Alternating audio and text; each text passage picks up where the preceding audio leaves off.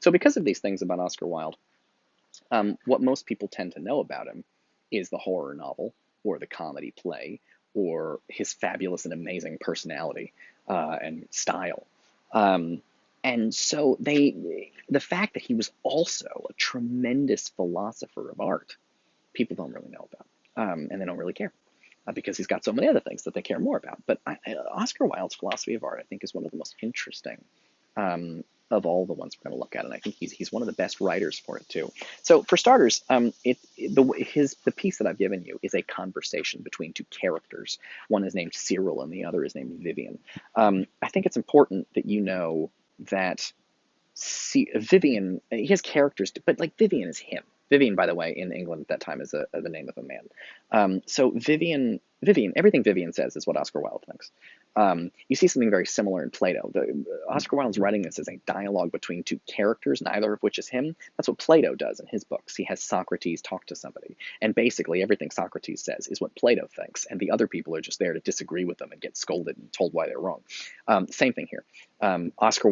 Just as Plato is Socrates in Plato's books where Socrates talks to people, Oscar Wilde is Vivian in this essay where Vivian talks to Cyril. So that's probably the first thing you need to know, is just understand everything Vivian is saying is what Oscar Wilde thinks. Okay, so it's called The Decay of Lying. And I will talk more about it. It's a fascinating title. It's a very funny title because decay is like something bad happening, but the decay of lying should be a good thing. But what you're going to discover is that Oscar Wilde thinks it's a bad thing. So here we go. So Cyril, who is just some dum-dum, doesn't matter, says, surely you would acknowledge that art expresses the temper of its age, the spirit of its time, the moral and social conditions that surround it, under whose influence it is produced. So I said that yesterday, or not yesterday, but in the other class. That was what Hamlet was saying, that art captures the spirit of its age. And Cyril starts off this by saying exactly what Hamlet said to the players, which is that you are meant to, art holds a mirror up to nature and captures the spirit of its time and place. And that is what Cyril says in the first sentence of this, that he says, you must agree, Vivian, that art expresses the time and place that it was made. Vivian, who is Oscar Wilde, does not agree.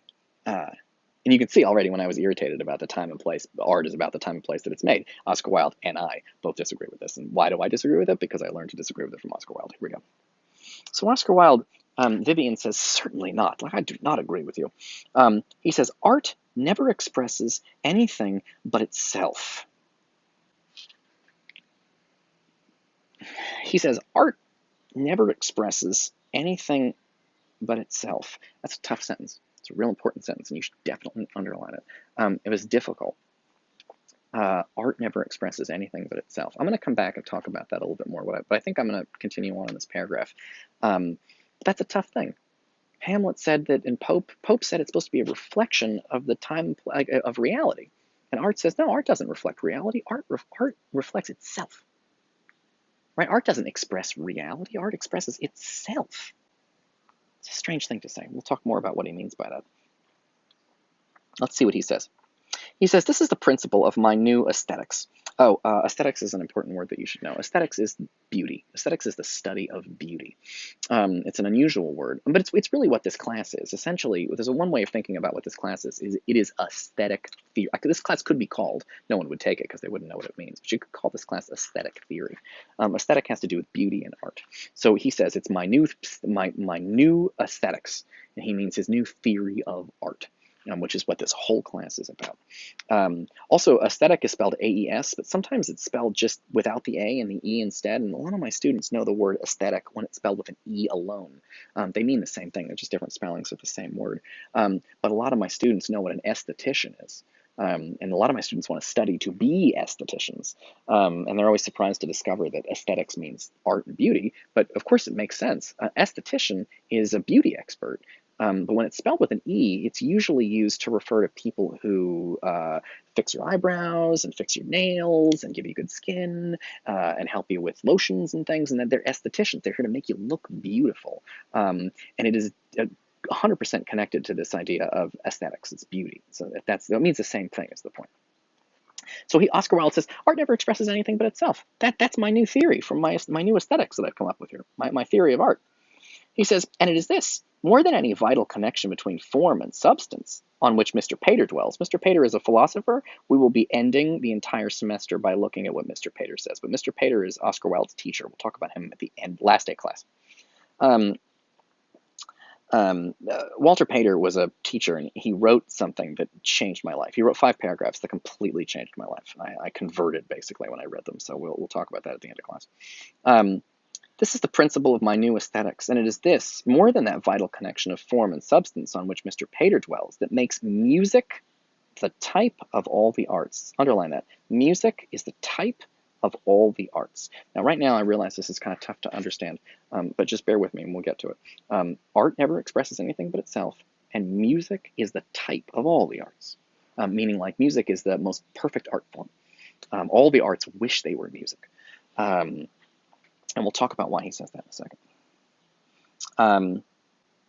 Remote from reality, and with her eyes turned away from the shadows of the cave. Ooh, that's interesting. With her eyes turned away from the shadows of the cave. He's talking about Plato. That's Plato's cave, where people in the cave, people look at the shadows. He says art doesn't care about shadows. Art looks away from all of that. And that's interesting because for Plato, the shadows were art.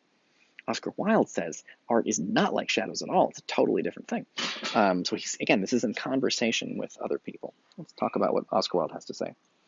Art reveals her own perfection, and the wondering crowd that watches the opening of the marvelous, many-petaled rose fancies that it is its own history being told to it, its own spirit that is finding expression in a new form. This is what Hamlet said, right? That a lot of people, when they look at this thing, the watching crowd, they imagine that it is its own history being told to it, its own spirit finding expression in a new form. So people see it and they think it's reality. It's the reflection of reality, that it's their own spirit and their own age that's being reflected back at them. That's what people think. Oscar Wilde says these people are dum-dums. They're wrong. He says, but it is not so. Those people are wrong. Hamlet is wrong about art being a mirror to nature. Pope is wrong about art being a reflection of reality. Plato is wrong about art being a reflection of reality. He says the highest art rejects the burden of the human spirit and gains more from a new medium or fresh material than she does from any enthusiasm for art or from any lofty passion or any great awakening of the human consciousness. She develops purely on her own lines. Now, here is and by medium he means like a new kind of paint, or film got invented, or video games are new, or whatever. Here's something to underline. She is not symbolic of any age. It is the ages that are her symbols. She is art. Art is not symbolic of any age. It is the ages that are her symbols. So this is, we're going to stop here. We're going to have to spend some time. We're not going to read any more Oscar Wilde for a little bit. We got to spend some time. He said 3 very, very complicated things. He said that art never expresses anything but self. And then he said music is the perfect type of all the different arts wish they were music. Painting wishes it was music. Literature wishes it was music. Music is the pure, the perfect art. People used to have debates about what was like the best art form.